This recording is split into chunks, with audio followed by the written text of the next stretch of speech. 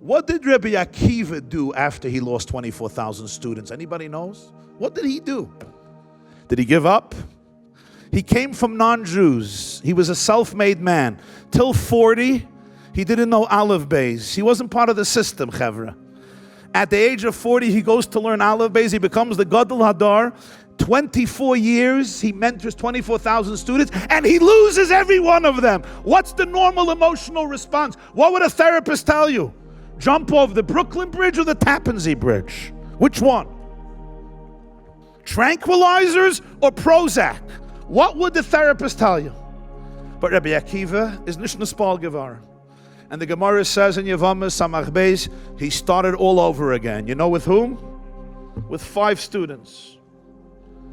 Now here's the interesting thing. We don't know even one name of the 24,000 students. The 5 students, we know their names. We know what they taught. We know what they represented in Jewish history. The Gemara goes through in Sanhedrin.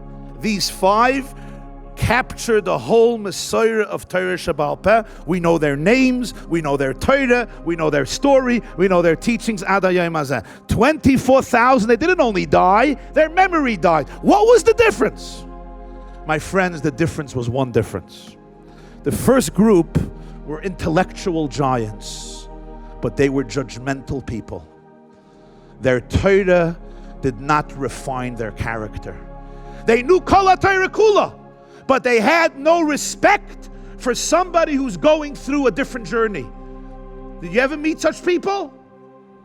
They don't have space in their heart for struggle. They don't have space in their heart for people who are different. They don't have space in their heart for people who are going through a crisis. They don't have space in their heart for anybody who is not conforming exactly to their expectations, even though this person has a different type of neshama. It's my way or the highway, and if it's not my way, you burn in Gehenna forever. Those 24,000 students were brilliant people, but they are not remembered in the history of the Jewish people. Sadly, they're forgotten. It's not a small statement. It reminds me of the story. You know the story?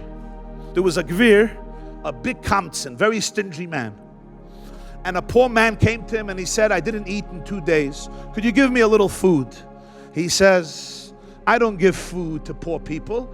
You can go to the shtibel and they'll give you food. So he says, I can't. I didn't eat. I'm going to die. Give me from the garbage can. So he takes from the garbage can leftovers of Shabbos. There was an old salty piece of fish, and he gives it to the poor man, and he gobbles it up immediately. And it was so salty and bitter that he fainted. So the man calls Hatzalah, and they rush him to the hospital. The next day he tells his wife, I can't come home tonight. She says, why not? He says, I have a big mitzvah to do. She says, what? He says, you remember we had a guest yesterday. I gave him a piece of fish. Nebach, es geworden krank. There's a mitzvah of Bikur Cholim. So I have to go to the hospital. So he goes to the hospital for Bikur Cholim. The next day, he calls his wife. He says, I can't come home today. She says, why? He says, you remember the Choyle Nebach, he died. There's a big mitzvah to go to his Levaya. I go to his Levaya. The next day, he tells his wife, there's a big mitzvah of Nichem Avelim. He left the assignment. I have to go to pay a Shiva call. He comes home from the Shiva call, and he's smiling from ear to ear. His wife never saw him so happy in his life. She says, I don't understand you. What's so exciting? You're coming Nebach from a Nichem Avelim. Was bist du besimcha? He tells his wife, Wie kann ich nicht sein besimcha? Gib a guck, wie viel Mitzvahs ich hab abgetan mit ein verstinkene, gesalzene Stickel Fisch. Fear for the größte Mitzvahs. Hachnusses Orchem, Bikur Cholim, Halvuyas Hamayis, and Nichem Avaylim. Where do you have a better deal, better Olam Haba? One smelly piece of fish and 4 of the greatest mitzvahs. My friends, for some people, that's what Judaism looks like. They're collecting mitzvahs, Yoimam Valayla for Olam Haba. Trach wegen der zweiten Jiden.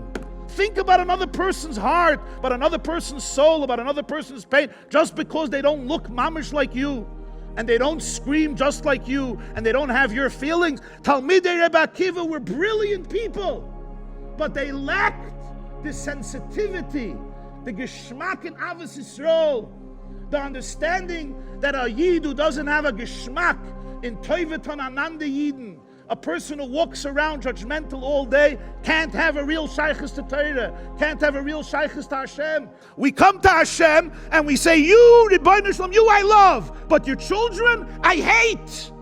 This one I hate, that one I hate. God can't listen to you. Tell me, I love you, Rabbi Wire, I hate your kids. You hate my kids, get out of my life. Doesn't work that way. Loinagu kavod zeh b'zeh meant they couldn't carry the Messiah of Torah. The Noam Elimelech writes, Rabbi Yishmael Oimer, B'shloish Esrei Midas HaTorah Nidreshes. Only a Jew who cultivates in his own life the Yud Gimel Midas Harachamim, can darshan in Torah. He chaps Torah. He has the emes of Torah. That's Torah. The 5 students of Rabbi Akiva were only 5, but they changed Jewish history forever. Because they understood that the essence of Yiddishkeit is working on yourself, working on your ego, becoming a humble human being in the presence of infinity, and seeing the God in every person, which happens when you could see the Chelek Elokam Mal in yourself.